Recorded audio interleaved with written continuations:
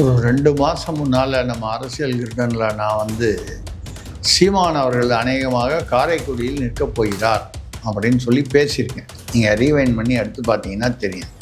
கிட்டத்தட்ட 2 மாதம் முன்னே, 1.5 மாதம் 2 மாதம் முன்னாள் அப்பொழுதே எனக்கு கிடைத்த தகவல்கள் காரைக்குடியில் நிற்பதற்கான வாய்ப்புகள் அதிகமாக தெரிகின்றன. நான் ஒரு 2 மாதம் முன்னாலேயும் பேசினேன். இன்றைக்கும் அதுதான் என்னுடைய கருத்து. காரைக்குடியில் நிற்கும்போது இதில் ஒரு ஒரு சைக்கலாஜிக்கல் இது என்ன இருக்குதுன்னு கேட்டிங்கன்னா, 2 விஷயம்.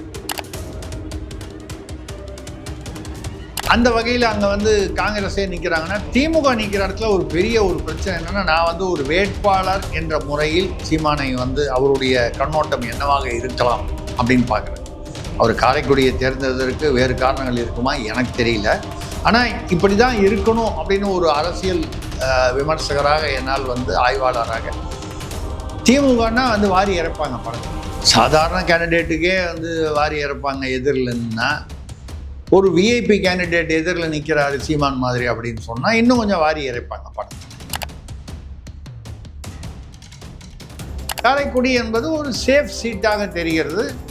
அது காரைக்குடியில் நின்றால் இந்த முறை சட்டமன்றத்திற்கு சீமான் செல்வதற்கான வாய்ப்புகள் கூடுதலாக தெரிகிறது. இதுவரைக்கும் இருந்ததை விட அதிகமாக ஓரளவுக்கு உறுதியாக தெரிகிறது என்பது தான் என்னுடைய கருத்து. நம்ம கூட திருப்பி சொல்கிறோம், அவர் எத்தனை தடவை வெற்றி தோல்வியை எனக்கு கவலை இல்லைன்னு பேசினாலும், இதை தாண்டி ஒரு 4 பேராவது, குறைந்தபட்சம் 4 பேராவது சட்டமன்றத்துக்கு நாம் தமிழர் கட்சியிலிருந்து போகணும், சீமான் உட்பட. அப்படி போனவுடனே சட்டமன்றமே ஆட்சியே மாற்றிட முடியுமா, ஆட்சியே சரி பண்ணிட முடியுமா, யார் ஆட்சி செய்தாலும் நம்ம அப்படி பேசணும். சட்டமன்றத்தில் குரல் ஒலிக்கும் போது அது தமிழ்நாடு முழுக்க அதிகாரபூர்வமான குரலாக இருக்கும். அது வெளியே தெரியும் பொழுது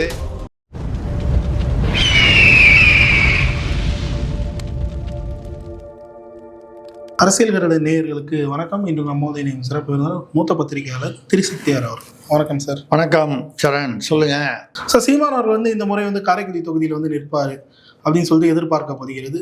அதை ஊர்ஜிதப்படுத்தும் விதமாக மாவீரர் நாளையும் இந்த வாட்டி நவம்பர் 27 அங்கே தான் வச்சிருக்காங்க. இதில் இன்னொரு விஷயம் என்னன்னா, வழக்கமாக அங்கே காங்கிரஸ் பாஜக இந்த 2 கட்சிகளுக்கான போட்டி தான் வெகுவாக இருக்கும். சீமான் அவர்கள் நேரடியாக இந்த வாட்டி காங்கிரஸ் எதிர்த்தா காங்கிரஸ் பதவி அடையும் அப்படின்னு சொல்லிட்டு சொல்லப்படுது. திமுக சார்பிலையும் அங்கே நிற்கிறதுக்கு யோசிக்கிறாங்க சீமானை எதிர்த்து அப்படின்ற ஒரு செய்தியும் வெளியாகுது. அங்கே வழக்கமாக நிற்கக்கூடிய எச் ராஜா அவர் தொகுதியை மாற்ற போறாரு, இங்கே சென்னையில் தி-நகரில் நிற்க போறாரு அப்படின்னு சொல்லப்படுது. எப்படி பார்க்குறீங்க சார் அந்த தொகுதியை? ஒரு 2 மாதம் முன்னால் நம்ம அரசியல் கிரிட்டனில் நான் சீமான் அவர்கள் அநேகமாக காரைக்குடியில் நிற்கப் போகிறார் அப்படின்னு சொல்லி பேசியிருக்கேன். நீங்கள் ரீவைண்ட் பண்ணி எடுத்து பார்த்தீங்கன்னா தெரியும். கிட்டத்தட்ட 2 மாதம் முன்னே, 1.5 மாதம் 2 மாதம் முன்னாள் அப்பொழுதே எனக்கு கிடைத்த தகவல்கள். அது கூட சில பேர் நேயர்கள் இல்லை அவர் காரைக்குடியில் நிற்க மாட்டார், அங்கே நிற்பார், சிவகங்கையில் நிற்பார், இங்கே நிற்பார்னாங்க. சிவகங்கையெல்லாம் அவர் ஏற்கனவே வேட்பாளர் அறிவிச்சிட்டார். காரைக்குடியில் இது வரைக்கும் அறிவிக்கலை. அவர் சிவகங்கையில் வேட்பாளர் அறிவிப்பதற்கு முன்னாலேயே நான் சொல்லிட்டேன், சிவகங்கையோ மற்ற தொகுதிகளுக்கோ இப்போ ஒரு இதுவாக 18, 15 அங்கங்கே வேட்பாளர்கள் அறிமுகப்படுத்திட்டு வர்றாரு ஒரு கூட்டத்திலையும். காரைக்குடியில் நிற்பதற்கான வாய்ப்புகள் அதிகமாக தெரிகின்றன. நான் ஒரு 2 மாதம் முன்னாலேயும் பேசினேன். இன்றைக்கும் அதுதான் என்னுடைய கருத்து. அவர் கருத்தை மாற்றி ஏதாவது காரணத்துக்காக மாற்றிக்கொண்டால் அது நான் என்ன பொறுப்பேற்க? ஆமாம், அவருக்கு நான் ஆலோசகரும் இல்லை, நான் சொல்வதை கேட்டு அவர் நிற்கப் போவதும் இல்லை. காரைக்குடியில் நிற்கும்போது இதில் ஒரு ஒரு சைக்கலாஜிக்கல் இது என்ன இருக்குதுன்னு கேட்டிங்கன்னா, 2 விஷயம். ஒன்று, காரைக்குடி என்று வரும் பொழுது அங்கே பார்த்தீங்கன்னா அந்த பக்கத்தில் பிள்ளையார்பட்டி கோயில் இருக்குது. சீமான் முருகனை இப்போ பார்த்தீங்கன்னா முப்பாட்டன் என்று தமிழர்களின் கடவுள்னு பேசுகிறாரு, போகிறாரு. அந்த பக்கத்தில் வயலூர் வரும்னு சொல்லுவாங்க, முருகன் கோயில். இப்படிலாம் ஒரு பக்கம் அந்த ஆன்மீகத்தை ஒரு பக்கம் இருக்க, காரைக்குடியில் காங்கிரஸ் நின்றால் அவருக்கு ஒரு பெரிய ஒரு அட்வான்டேஜ் என்னன்னு கேட்டால், நான் ரொம்ப ப்ராக்டிக்கலாக ஓப்பனாக பேசுகிறேன். திமுகவை அவர் நிற்கணுன்னா ஒன்று திமுகவை எடுத்து நிற்கணும், இல்லை அதிமுக பாஜக கேண்டிடேட்டு, இல்லை 2 பேர் நிற்கிற இடத்துலையும் சேர்ந்து நிற்கலாம். எதிர்பக்கம்னு முக்கியமாக வந்து திமுக ஆட்சி தான் ஊழலான ஆட்சி, அது வந்து சரியில்லை, திராவிட சித்தாந்தத்தை அகற்ற வேண்டும் என்று தான் வந்து நிறைய பேசிகிட்டு இருக்கார். இன்ஃபேக்ட் அவர் வந்து காங்கிரஸ் அழிக்கணும்னு காமராஜர் மறைஞ்ச உடனே காங்கிரஸ் போயிடுச்சு அப்படின்னு சொல்லி ஏற்கனவே பேசினாருன்னு பேசுவோம். அப்போ இப்போ இருக்கிறது உண்மையான அந்த காமராஜர் காலத்து காங்கிரஸே இல்லை. இது வந்து செல்வ பெருந்தகை, இப்போ இருக்கக்கூடிய மற்ற தலைவர்களுடைய காங்கிரஸ். இது வந்து இந்திரா காங்கிரஸின் தொடர்ச்சி தானே தவிர இது காமராஜருக்கும் இந்த காங்கிரஸ் இப்போ இருக்கிற காங்கிரஸுக்கும் தொடர்பே இல்லை என்பதுதான் நிதர்சனமான உண்மை. நம்ம காங்கிரஸ்னு சொல்லும்போது காமராஜரோடு இணைத்து பேசும்போது அந்த காங்கிரஸ் வேறு. அது காங்கிரஸ் வந்து ஸ்தாபன காங்கிரஸ்ன்னு தனியாக பிரிந்து ஜனதாவோடு சேர்ந்து ஜனதாதளம், அதுக்கப்புறம் பாரதிய ஜனசங்கத்தின் அவங்க மறுபடியும் அவங்களோட சேர்ந்து பிஜேபி ஆனது. காங்கிரஸ் தான் பிஜேபி ஆச்சுன்னு சொல்லலை. பிஜேபி பாஜக என்று வந்த கட்சி அதற்கு முன்னால் பாரதிய ஜனதா சங்கமாக இருந்தது. அதுக்கு முன்னால் ஜனதா பார்ட்டியாக இருந்து அதிலிருந்து வந்தது அந்த ஜனதாதளம். அதில் போய் காங்கிரஸ் இணைந்தது. அப்போ எங்கேயோ ஒரு இடத்துல காமராஜருடைய வித்து பாஜகவில் இருக்கிறது என்று சொல்லலாம், வேற எங்கேயோ இருக்குதுன்னு சொல்லாமே தவிர காங்கிரஸ் இன்று உள்ள காங்கிரஸை தவிர பாக்கி எல்லா இடத்துலையும் இருக்கு. இன்னைக்கு உள்ள காங்கிரஸுக்கும் அன்னைக்கு இருந்த காமராஜர் என்கிற காங்கிரஸுக்கும் தொடர்பே இல்லை என்பது என்னுடைய ஆணித்தரமான கருத்து. அந்த வகையில் பார்த்தீங்கன்னா காரைக்குடி அந்த பக்கம் பார்த்தீங்கன்னா சிவகங்கை, விருதுநகர், இதெல்லாம் அந்த அந்த அந்த மாவட்டங்கள், அந்த அந்த ஒரு பெல்ட்டுன்னு சொல்லக்கூடியது. அந்த வகையில் அங்கே வந்து காங்கிரஸே நிற்கிறாங்கன்னா, திமுக நிற்கிற இடத்துல ஒரு பெரிய ஒரு பிரச்சனை என்னென்னா, நான் வந்து ஒரு வேட்பாளர் என்ற முறையில் சீமானை வந்து அவருடைய கண்ணோட்டம் என்னவாக இருக்கலாம் அப்படின்னு பார்க்குறேன். அவர் காரைக்குடியை தேர்ந்தெடுத்ததற்கு வேறு காரணங்கள் இருக்குமா எனக்கு தெரியல. ஆனால் இப்படி தான் இருக்கணும் அப்படின்னு ஒரு அரசியல் விமர்சகராக என்னால் வந்து ஆய்வாளராக, திமுகனா வந்து வாரி இறப்பாங்க பணத்தை. சாதாரண கேண்டிடேட்டுக்கே வந்து வாரி இறப்பாங்க எதிரில்னா, ஒரு விஐபி கேண்டிடேட் எதிரில் நிற்கிறாரு சீமான் மாதிரி அப்படின்னு சொன்னால் இன்னும் கொஞ்சம் வாரி இறைப்பாங்க பணத்தை. இது தொண்டு தொட்டு உள்ள பழக்கம், அது எல்லாருக்கும் தெரிஞ்சது. அதிமுகவில் அந்த அளவுக்கு பணம் கொடுக்க மாட்டாங்க, ஏதோ அங்கங்கே கொடுப்பாங்களே தவிர பெருசாக ஒன்றும் கொடுக்க மாட்டாங்க. இருந்தாலும் வந்து அவங்களும் சில இடங்களில் அவசியம் ஏற்பட்டால் கொடுக்கும் பழக்கமும் உண்டு. அது பணமாக இருக்கலாம், அது கொலுசு, தவளை, ஜோடு தவளை, அது இது பாத்திரம், ஜிமிக்கி, ஏதோ ஒன்று அதெல்லாம் ஒன்று கொடுப்பாங்க. இல்லைன்னா ஒரு டோக்கனை கொடுத்து அப்புறம் மளிகை சாமான் வாங்கிக்கிங்க, ஜவுளி வாங்கிக்கிங்க. இப்படி ஏதோ ஒரு விதமாக அது வந்து மக்களுக்கு வந்து, அதாவது மக்களுக்கு ஓட்டுக்காக லஞ்சம் அளிப்பது என்பது திராவிட மாடல். அந்த மாடல் வந்து காங்கிரஸ் அதை செய்யாது, அதை செய்ய விரும்பாது. அப்படி கொடுக்கறதுனால அது வந்து ரொம்ப, அதாவது காங்கிரஸ் கட்சி ரொம்ப நல்ல கட்சி, திறமையான கட்சி அப்படிலாம் சொல்ல. அவங்களுடைய ஒவ்வொருத்தருக்கும் ஒரு பாரம்பரியம் இருக்குது. திருமங்கலம் ஃபார்முலா யார் உண்டாக்கியது? திமுக தான் உண்டாக்கியது. சர்க்காரியா கமிஷனே பார்த்து விஞ்ஞான ஊழல்னு சொன்னது யார்? திமுக தான் சொல்லிச்சு. கூவத்தில் முதலை இருக்குன்னு வந்து கடைசி வரைக்கும் அந்த முதலையை கண்ணில் காமிக்காமையே அந்த முதலையை வச்சு பல கோடிகள், அது யார்? திமுக. இப்படி திமுகவுக்கென்று ஒரு பாரம்பரியம் நிறையா இருக்குது. ஒரு 10 ரூபா மேட்டரை வச்சு வந்து பல்லாயிரக்கணக்கான கோடிகள் இன்றைக்கி நடந்துக்கிட்டு இருக்குது எங்கே? திமுக ஆட்சியில் தான். அதே 10 ரூபா நோட்டை வந்து அடையாளமாக, அவாத அடையாளமாக காட்டி KN நேரு மந்திரி வந்து 10 ரூபாய்க்கு எங்களுக்கு ரொம்ப பாசப்பிணைப்பு அதிகம். அவர் செந்தில் பாலாஜியும் 10 ரூபா பாலாஜின்னு பெயர் பெற்று விட்டார். KN நேரு பார்த்தாலும் 10 ரூபா நோட்டை காமிச்சா அது இதில் வந்து அவருடைய தம்பியுடைய நிறுவனம் மூலமாக வந்து அந்த பணி நியமனங்களுக்காக பார்த்தா அதுலேயும் 10 ரூபா. இது எங்கே நீங்கள் வந்து இதை வந்து புரிஞ்சுக்கணுன்னா, இந்த 10 ரூபாய்க்கும் திமுக என்ற ஒரு திராவிட இயக்கத்திற்கும் அந்த சித்தாந்தத்திற்கும் ஒரு மிகப்பெரிய தொடர்பு இருக்குது, பாச பிணைப்பு இருக்குது. உங்களை மாதிரி இளைஞர்களுக்கெல்லாம் அது தெரியாது. கலைஞர் ஐயா வந்து யாராவது வந்து அவருடைய பிறந்தநாள் அன்றைக்கோ இல்லை யாராவது வந்து அவருக்கு பிறந்தநாள்னு சொல்லியோ, இப்போ உங்களுக்கு பிறந்தநாள், எனக்கு பிறந்தநாள், ஐயா கலைஞர் ஒரு மூத்த தமிழ்நாட்டுடைய அரசியல் தலைவர், ஐயா வணக்கங்க, எனக்கு வாழ்த்துக்கள், ஆசிகள் வேணும், எனக்கு பிறந்தநாள் அப்படின்னா தேடி எடுத்து அங்கே உதவி சண்முகநாதனை கூப்பிட்டு எடுத்து 10 ரூபா நோட் எடுத்து ஒரு தடவைக்கு 2 தடவையாக தட்டி பார்த்து 2 வந்துருச்சு, நான் ஒட்டிட்டேன்ல சமயத்தில் ஒன்னோட ஒன்று ஒரு 10 ரூபா கொடுப்பாரு. அது எப்போ? அன்றைக்கே வந்து அந்த சிங்கிள் டீ 10 ரூபா வர காலத்திலேயே இந்த பக்கம் பேசிக்கிட்டு இருப்பாங்க. 2Gயில் 1,76,000 கோடி ஊழல் திமுக செய்து விட்டது. அது 1,76,000 கோடி தானா இல்லை 30,000 கோடி தான், அதை பெருசுப்படுத்தி சொன்னாங்க. இந்த விமர்சனங்கள் சர்ச்சைகள்லாம் விட்டுருங்க. அங்கே பேசுறது ஊழல் செய்தார்கள் என்று சொல்லப்படுவது குற்றச்சாட்டு 1,76,000 கோடி. இங்கே வரவர் வந்து ஒரு அமைச்சராகவே இருப்பார். அவரே ஒரு 10,000 20,000 கோடி 30,000 கோடி வச்சிருப்பார். அவர் தப்பி தவறி கூட அவருக்கு ஒரு 100 ரூபா நோட்டு கொடுத்துட மாட்டாங்க, 30 ரூபா நோட்டு தான் கொடுப்பாங்க. அப்போ தெரியுதா இந்த 10 ரூபாய் நோட்டுக்கும் திமுகவுக்கும் அந்த காலத்தில் வந்து எந்த இப்போ இன்னும் உங்களுக்கு இன்னும் அப்படியே அந்த ஃப்ளாஷ்பேக்கில் பின்னாலேயே உங்களை கொண்டு போகிற பாருங்க சரண்ராஜ். உங்களுக்கு அப்படியே திராவிட சரித்திரத்தை வந்து உங்கள் கண் முன்னால் கொண்டு வந்து காமிக்கிறேன். முதல்ல 1949 இதிலேருந்து நீதி கட்சியிலேருந்து வந்த திராவிட கழகத்திலிருந்து பெரியாருடன் மன வேற்றுமையில் காரணம் அது என்ன, ஏதோ ஒரு பெரிய கொள்கை வேற்றுமையெல்லாம் ஒன்றும் இல்லை. அது மணியம்மையை கல்யாணம் பண்ணிக்கிட்டாரு, அது பிடிக்கல இவங்களுக்கு, பல ட்ரஸ்டெல்லாம் அவங்க பேரில் போயிடும், ஏதோ காரணங்கள். சரி, அது காரணங்களை விட்டுருவோம்.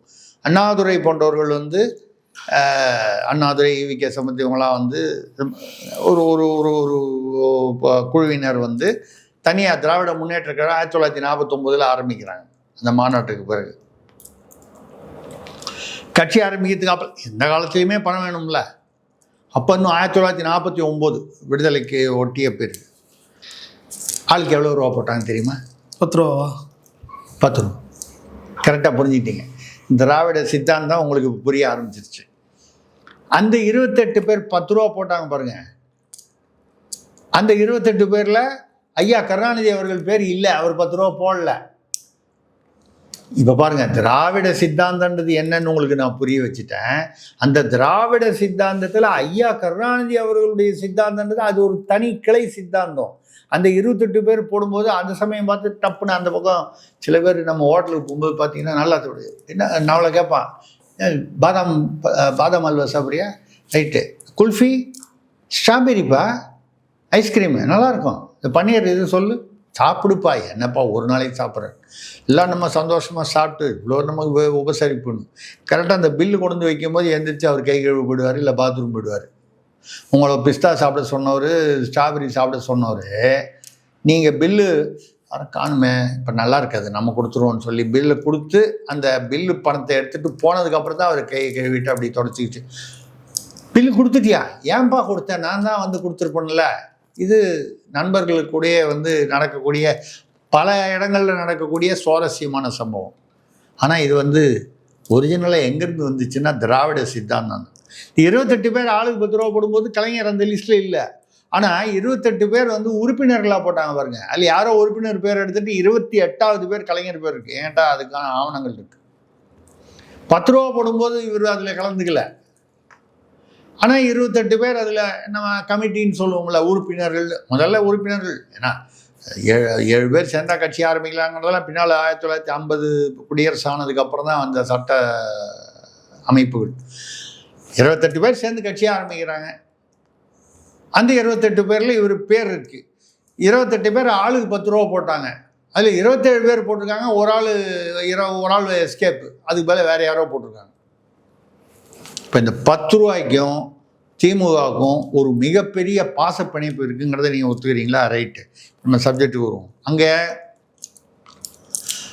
இப்போ காரைக்குடியில் வந்து காங்கிரஸ் நிற்கணும். காங்கிரஸுக்கு இந்த காசு கொடுத்து அந்த வாக்கு தெரியாது. அவர்கள் வந்து சிறுபான்மையினர் ஓட்டை நம்பி நிற்பாங்க, குறிப்பாக இஸ்லாமியர் ஓட்டை நம்பி நிற்பாங்க, மதப்பிரிவுகளை ஏற்படுத்துவாங்க. சில சமயங்களில் வந்து அது சாதி பிரிவுகளாகவும் இருக்கும். இப்போ நீங்கள் விருதுநகர் அந்த பக்கம்லாம் பார்த்தீங்கன்னா நாடார், நான் சொல்லுது அந்த காலத்தில் வந்து நாடார்கள்லாம் போடுவாங்க. கன்னியாகுமரி நாகர்கோவில் சைட்லலாம் வந்து காங்கிரஸுக்கு தோதான தொகுதிகளாக ஒரு காலத்தில் இருந்தது. அதுவே பின்னால் பாஜக வந்து கொஞ்சம் கொஞ்சமாக தமிழ்நாட்டில் வர ஆரம்பித்ததுக்கப்புறம் பார்த்திங்கன்னா இப்போ கன்னியாகுமரியில் வந்து விஜயதாரணிலாம் காங்கிரஸ்லேருந்து பாஜகவுக்கு வந்துட்டாங்க. அந்த மாதிரி நிறைய பேர், கொஞ்சம் பேர். அப்போது காங்கிரஸ் தான் இந்த தொகுதி அவங்களுக்கு வாக்கு வங்கி உறுதியாக இருக்குன்றது போக இப்போ அந்த இடத்துல பாஜகவும் வர ஆரம்பித்து விட்டு, அப்படியே பாஜக கைப்பற்றி விட்டதுன்னு சொல்லக்கூடிய அளவுக்கு இல்லை. ஏன்னு பார்த்தீங்கன்னா பொன் ராதாகிருஷ்ணன் போட்டவங்களாம் அங்கே தான் ஜெயித்தாங்க. கன்னியாகுமரி நாகர்கோவில் அந்த பகுதியில் தான் அந்த எம்பியாக நின்று ஜெயித்தாங்க. அதெல்லாம் இருந்தது. அப்போது ஒரு காலத்தில் அந்த இப்போ கம்யூனிஸ்ட்டுக்குன்னு சில தொகுதிகள் இருந்தது, காங்கிரஸுக்குன்னு இருந்தது. திமுகனா டெல்டா சென்னைன்னு சொல்லுவாங்க, அதிமுகனா மேற்கு பகுதி கொங்கு பகுதின்னு சொல்லுவாங்க. இப்படி சிலதெல்லாம் இருந்தது. இப்போ அதெல்லாம் கொஞ்சம் கொஞ்சமாக மாறிக்கிட்டு வருது. இவங்களுக்கு இந்த பகுதி தான் இல்லாமல் எப்படி வேணாலும் மாறிக்கிட்டு வருது. இப்படி வரும்பொழுது ஆனால் நிச்சயமாக என்னென்னா திமுகவையோ அதிமுகவையோ நேரடியாக எதிர்கொண்டால் நிச்சயமாக திமுக பணம் கொடுப்பார்கள் ஓட்டுக்கு. எவ்வளோ கொடுப்பார்கள் என்பது அந்தந்த தொகுதியில் உள்ள நிலைமையை பொறுத்து மாறுமே தவிர இது நடக்கும்.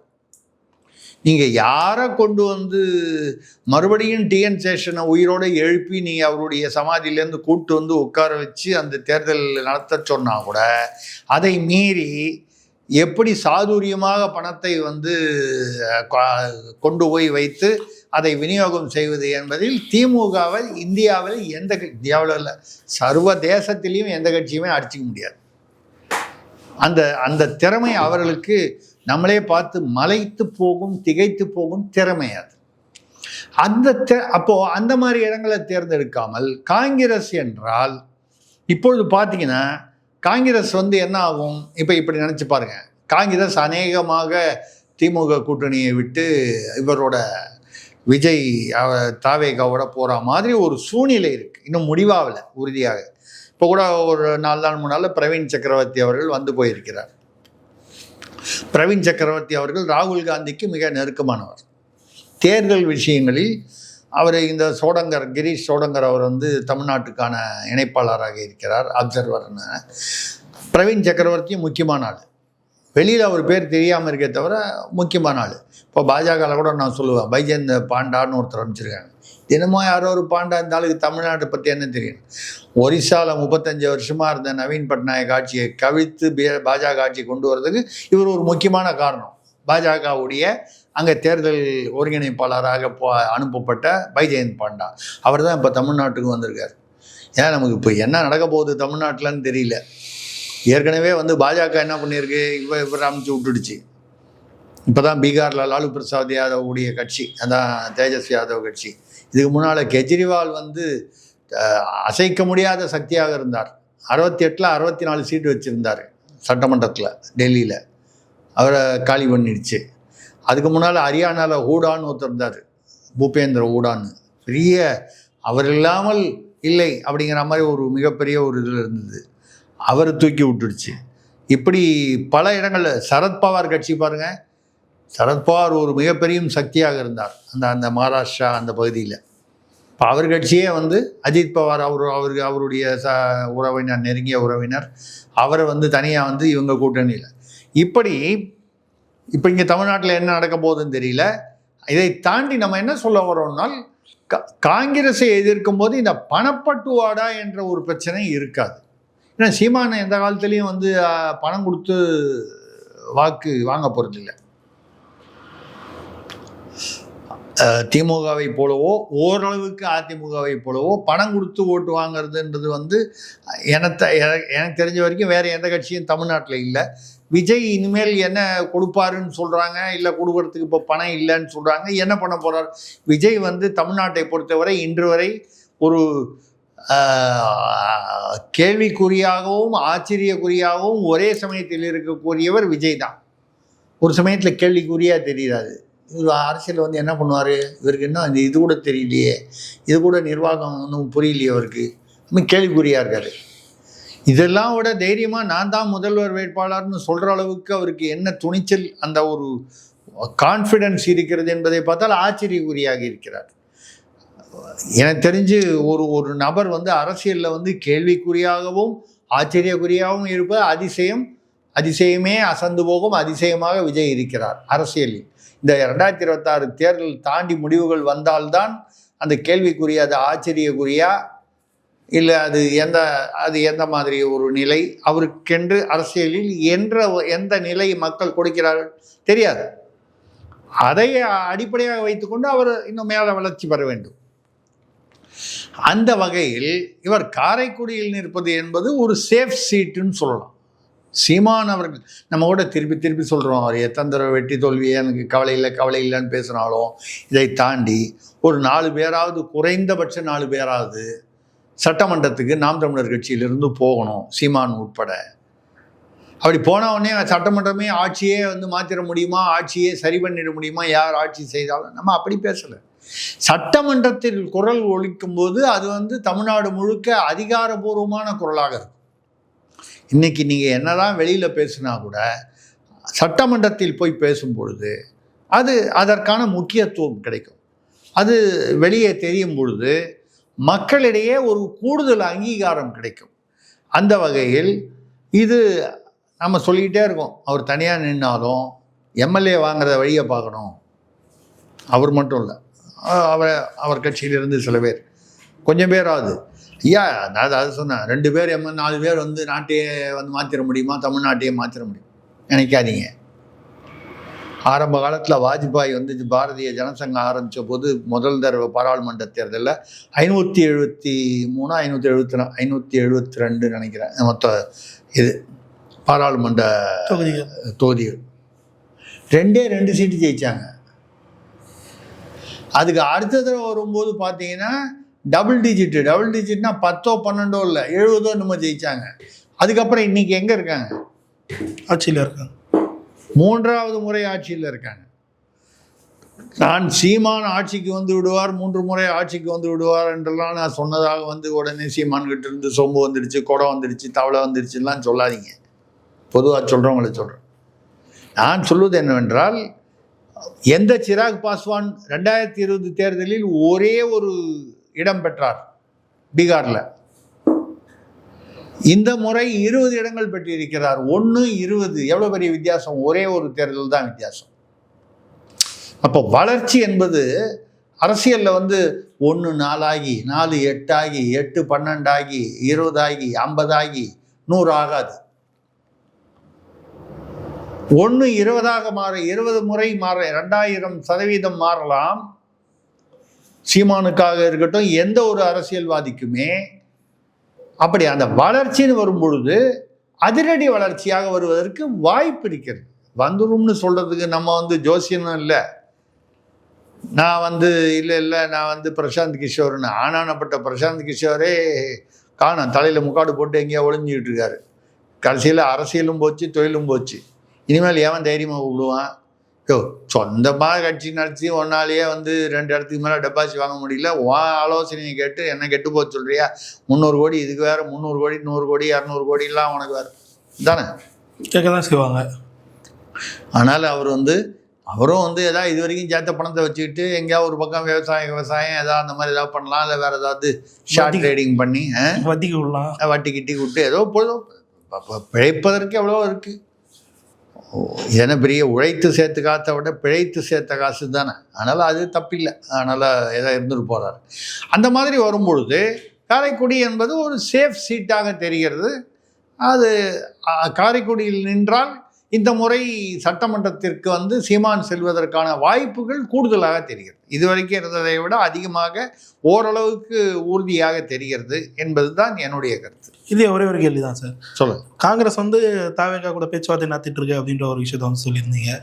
இப்போ காங்கிரஸ் சொல்லும் போதே கொஞ்சம் வருத்தமா பேசுற மாதிரி தெரியுது. ஏன் அப்படி? இல்ல அப்படி சொல்லிட்டு இருக்கீங்க. இப்போ திமுக இங்க நாங்க கூட்டணியோட ஸ்ட்ராங்கா இருக்கோம் அப்படின்னு சொல்றாங்க. ஒருவேளை காங்கிரஸ் தாவேகா அவங்க 2029 யாரை பிஎம் கேண்டிடேட்டா காட்டுவாங்க, அந்த சோகம் தான் சார் எனக்கு. ஓ அப்படியா? பிஎம் கேண்டிடேட் காட்டி தான் ஆகணும். இல்லை ஒரு காலத்தில் விபி சிங் இருந்தார், தேவகவுடாலாம் இருந்தார். அப்போ யார் பிஎம் கேண்டிடேட்னு யாருமே காமிக்கல. திடீர்னு வந்தாங்க, திடீர்னு 6 மாதம் 1 வருஷத்தில் போயிட்டாங்க, வேற ஒரு ஆள் மாறினாங்க. இப்போ என்ன நாடு எல்லாம் நம்ம நாட்டில் எல்லாரும் எவ்வளோ நாள் பட்டினி கிடந்தோம்? நீங்களோ நானோ இல்லை மக்களோ பட்டினி கிடந்தாங்களா? தண்ணி குடிக்காமல் இருந்தாங்களா? பாத்ரூம் போகாமல் இருந்தாங்களா? அது பாட்டில் நடக்க போகுது. என்னன்னா காங்கிரஸ் இப்போ காங்கிரஸ் 5 சீட்டு வாங்கிச்சு. இதில் பீகார் எலெக்ஷன் 5 சீட்டில் 60 மேலே நின்று. ஆமாம், 63 65 என்னமோ நின்று வாங்கினாங்க. இந்த மாதிரி வந்து இவங்கள நம்பியா, இவங்களோட கூட்டணி சேர்ந்தா அப்படின்னு திமுகவுக்கு ஒரு எண்ணம் ஏற்பட்டால் அது ஆச்சரியப்படுவதற்கு இல்லை. ராகுல் காந்தி பாருங்க, அந்த தேர்தல் ரிசல்ட் வர சமயத்தில் அவர் ஐரோப்பா போயிட்டாரு, அந்தம்மா பிரியங்கா வந்து அமெரிக்கா போயிடுச்சு.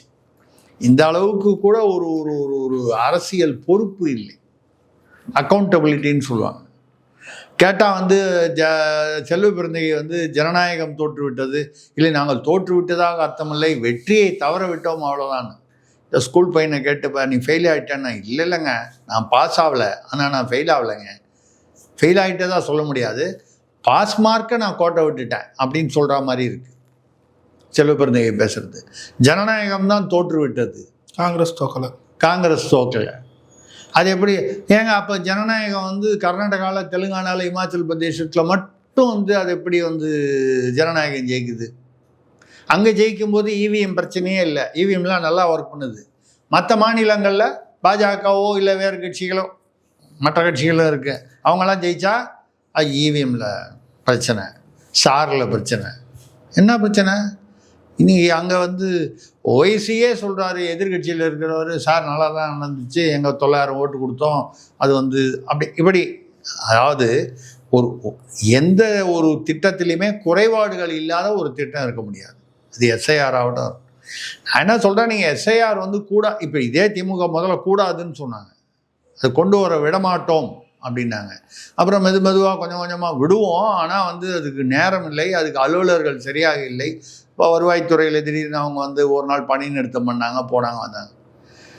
இப்போ ஒரு அமைச்சர் சொல்கிறாரு 87% மேலே வந்து எத்தனையோ கோடி வந்து 6.5 கோடியோ என்னமோ வந்து கொடுத்தாச்சு, நடத்தவே முடியாது, நீங்கள் உள்ளேயே விடமாட்டோம், நீங்கள் 10 நாள் 15 நாள் ஆகல, அதுக்குள்ளே கிட்டத்தட்ட அந்த 1 மாதம் டயத்தில் 15 நாள் ஆயிருக்கும்னு வைங்க, இன்னொரு 15 நாள் இருக்குது. பாதி டயத்துலேயே மொத்தம் தமிழ்நாட்டில் 8 கோடி மக்கள், 6.5 கோடி மக்களுக்கு கொடுத்துட்டேங்கிறீங்க.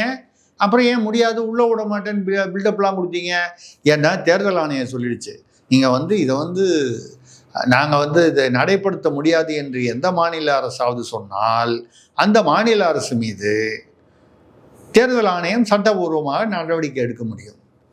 என்ன நடவடிக்கை எடுக்க முடியும்னு உள்ளே போய் சரத்துக்களை பார்த்தீங்கன்னா ஆட்சியை கலைக்க முடியும். கலைச்சிருவாங்கன்னு நான் சொல்லலை, கலைக்க முடியும், அந்த அதிகாரம் இருக்குது. இப்போ அதெல்லாம் யாராவது சொல்லியிருப்பாங்க, ஐயா நீங்கள் பாட்ட முடியாது, உள்ளே விட மாட்டோம், அது எலெக்ஷன் கமிஷனர் வந்தால் நாங்கள் வந்து போன்னு சொல்லி கருப்பு பல்லுன்னு விடுவோம். அதெல்லாம் அரசியல்வாதிக்கு பிரதமருக்கெலாம் உள்ளாங்க. தேர்தல் ஆணையங்கள்லாம் அந்த மாதிரிலாம் வச்சுக்கூடாதுங்க, வம்புங்க அப்படின்னு சொன்னோடனே உண்டு நடத்துவோம், ஆனால் வந்து எங்களுக்கு உரிய நேரம் கொடுக்கப்படவில்லை, இன்னும் 3 மாதம் 6 மாதம் கொடுத்துருக்கணும்.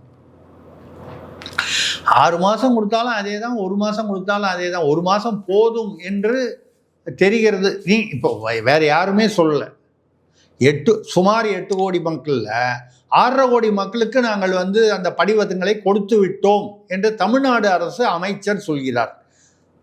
ஏறத்தாழ 90% வந்துருச்சு, 85-90%. 10 நாளுக்குள்ளே, இது சொல்லி 3 நாள் ஆகுது, 10-12 நாள்லேயே உங்களால் வந்து 80-90% வந்து எட்டப்பட முடியும் என்றால் 1 மாதத்தில் முடியாது என்று ஏன் வந்து? அப்போ என்னன்னா, உங்களுக்கு என்ன பிரச்சனை இருந்தால் போலி வாக்காளர்களை நீக்கினால் உங்களுக்கு பிரச்சனை. இப்போ கூட எங்கேயோ வந்து ஒரு குப்பை கூடையில் வந்து தமிழ்நாட்டில் நிறைய ஆயிரக்கணக்கான இந்த ஓட்டர் ஐடி கார்டெல்லாம் வந்து தூக்கி போட்டிருக்காங்க. யார் தூக்கி போடுறாங்க, ஏன் தூக்கி போடுறாங்க? போலி வாக்காளர்கள்லாம் பயந்துக்கிட்டு போடுறாங்க. அப்போ நீங்கள் வந்து எதற்காக பயப்படுகிறீர்கள் என்றால், இப்படி ஒரு சுத்திகரிப்பு வந்தால், சுத்தம் செய்தால் போலி வாக்காளர்களெல்லாம் வெளியில் தெரிஞ்சிடும், அதெல்லாம் தூக்கி போட்டுருவாங்க. அதுதானே நியாயமாக இருக்கணும். இப்போது சீமான் கூட அதை எதிர்க்கிறார், இந்த எஸ்ஐஆரை எதிர்க்கிறார், அது எனக்கு தெரியும். ஆனால் அவருடைய அந்த எஸ்ஐஆர் எதிர்ப்பை வந்து நான் 100% நான் ஏற்றுக்கொள்ளவில்லை. ஏன் ஏற்றுக்கொள்ளவில்லைன்னு சொல்கிறேன்னா, நீங்கள் நேரம் குறைவாக இருக்கிறது என்று சொல்வது கூட ஒரு வகையில் வந்து நியாயம்தான். சுத்தமே படுத்தக்கூடாதுன்னு சொல்லி சுத்தப்படுத்தி போலி வாக்காளர்கள் யாரையாவது சேர்த்தால் நிச்சயமாக அதை கண்டிப்பது முதலில் நானாகத்தான் இருப்பேன். போலி வாக்காளர்களை நீக்கக்கூடாது என்ற அர்த்தத்தில் திமுக வந்து அதை ஒதுக்குகிறது என்றால் நீக்கணுங்கிறது தானே நியாயம். திமுக இல்லை, யார் போலி வாக்காளர்களை சேர்க்கிறார்களோ இல்லை சேர்க்க ஒத்துழைக்கிறார்களோ அதை வந்து நீக்கணும். அதில் உள்ள குறைபாடுகள், சிரமங்கள், அதில் வந்து இதை இப்படி செய்யலாம் அப்படி செய்யலாம் அப்படிங்கிறதுல வந்து நம்ம சொல்லக்கூடிய ஆலோசனைகளில் தவறே இல்லை. எந்த ஒரு திட்டமுமே ஒரு அரசு வந்து அது மத்திய அரசோ மாநில அரசோ திமுக அரசு உட்பட செய்யும் பொழுது அந்த திட்டத்தையே எதிர்ப்பது என்பது வேறு, அந்த திட்டத்தில் உள்ள குறைபாடுகளை எதிர்ப்பது என்பது வேறு. திட்டமே வந்து கொள்ளையடிப்பதற்காக உள்ள திட்டம்னா திட்டத்தை எதிர்க்கலாம். இதில் வந்து நீக்குபவர்களை நீக்கிவிட்டு 1 மாதம் டைம் கொடுக்குறாங்க. அந்த 1 மாதத்தில் வந்து யாருக்கெல்லாம் விட்டு போச்சோ அவங்கெல்லாம் வந்து இது பண்ணலாம், அவங்க ரெப்ரசன்ட் பண்ணலாம். பண்ணியிருந்தால் விட்டு போனால் சேர்க்குறாங்க, ஓஐசி சொன்ன மாதிரி சேர்க்குறாங்க. இன்றைக்கி கூட புதுசாக அமைய போகிற ஒரு கட்சியில் என்னை கூப்பிட்றாங்க. நான் எந்த கட்சியிலும் எந்த காலத்திலும் சேர மாட்டேன். ஏன்னா வந்து எங்கே சேர்ந்தாலும் அது ஒரு கமிட்மெண்ட்டாக போயிடும். 100% வந்து அதில் உள்ள தவறுகளை சுட்டி காட்ட நம்ம வந்து தயங்க வேண்டிய சூழ்நிலை வந்துடும். எதனால் இது சொல்கிறேன்னா, சீமான் அவர்கள் இந்த காரைக்குடி, அதே மாதிரி இப்போ இன்னொரு மாநாடு, அந்த மாவீரர் மாநாடு, இந்த ஈழத்தமிழர், இந்த இப்போ கூட உங்களுக்கு தெரியுமோ தெரியாதோ, அவர் அண்ணன் திருமா அவர்கள் வந்து ஈழத்துக்கு போயிட்டு வந்துட்டு போன காலம் அது வந்து ஆமாம், அது பேசணும். நம்ம நெகட்டிவாக போயிடுச்சு. அது அங்கேயே வந்து நிறைய எதிர்ப்புகள், திமுக கூட்டணியில் இருந்து கொண்டு, துரோக கூட்டணியில் இருந்து கொண்டு ஈழத்தமிழர்களுக்கு ஆதரவு என்று இங்கே வந்து முள்ளிவாய்க்கால் மே 18 முடிஞ்சிடுச்சு. இன்றைக்கி வந்து நவம்பர் மாதத்தில் வந்து முள்ளிவாய்க்கால் அஞ்சலின்னு சொல்லி ஒரு டாமா போடுறாரு அப்படின்னு சொல்லி அங்கே உள்ள தமிழர்கள்லாம் வந்து நிறைய தமிழ் அமைப்புகள், பத்திரிகையாளர்கள்லாம் எதிர்ப்பு தெரிவித்து பத்திரிகைகள்லேயே வந்துருச்சு. அதனால் இங்கே வந்து பார்த்திங்கன்னா இது பெருசு பண்ணால் இன்னும் அது நெகட்டிவாக போயிடுமோன்ட்டு ஒரு 4 ட்வீட் மட்டும் போட்டு, இல்லைன்னா என்ன பண்ணியிருப்பாங்க, ஒரு பெரிய விழாவாக கொண்டாடி இருப்பாங்க. ஈழத்தை வென்று மீட்டு வந்த நமது தலைவர்னு. இது எல்லா அரசியல்வாதியும் வழக்கமாக சொல்கிறது தானே. அந்த மாதிரி இல்லாமல் அப்படியே அதை வந்து அடக்கி வாசிச்சிட்டாங்கன்னா அது காரணம் வந்து இது ஒரு நெகட்டிவாக பேக் ஃபயர் ஆகுது. அது மாதிரி இப்போது மாவீரர் நாள் என்று வரும்பொழுது அது ஈழத்தமிழர்கள் வந்து இங்கே வந்து ஓட்டு போட போகிறது இல்லை. இது ஒரு அடையாளமான ஒரு மாவீரர் என்று சொல்வது மேதகு பிரபாகரன் அவர்களைத்தான் பொதுவாக சொல்லுவாங்க. இல்லை அவரோடு இணைந்து அவருடன் இருந்து உயிர் தியாகம் செய்த எத்தனையோ போராளிகள் இருக்காங்க தமிழுக்காக, ஈழத்தமிழுக்காக அப்படின்னு. அந்த வகையில் அவர் அடையாளமாக இப்போ கூட ஒரு தலைவரோட சிலைக்கு வந்து ஒரு நினைவு நாள் அன்றைக்கி போய் மாலை போட்டு வராங்க, அன்றைக்கி வந்து குரு பூஜைன்னு சொல்கிறாங்க, இல்லை வந்து அன்னதானம் பண்ணுறாங்க, இல்லை ஒரு நிகழ்வு பண்ணுறாங்க. எல்லாம் ஒரு அடையாளம். அந்த அடையாளப்படுத்துவது தான் அந்த தலைவர் செய்த சேவையை நாம் வந்து நன்றி கூர்ந்து நினைவுபடுத்திக் கொள்கிறோம், நினைவாஞ்சலி செலுத்துகிறோம். அந்த வகையில் மாவீரர் நாள்னு 27ஆம் தேதி என்னமோ வச்சுருக்காரு. ஆக அரசியல் இனிமேல் தான் சூடு பிடிக்கும். இப்போ தான் லேசாக வார்மப் ஆகுது தமிழ்நாட்டில். நவம்பர் டிசம்பரில் இன்னும் கொஞ்சம் ஒரு தெளிவு பிறக்கும், சூடு பிடிக்கும். அதுக்கப்புறம் மார்ச் ஏப்ரலில் தேர்தல் நடக்கும். நல்லது நடக்கும் என்று நம்புவோம். ஓகே சார், பல்லர்களுக்கு தெளிவான நேரத்திற்கு நன்றி. நன்றி, வணக்கம்.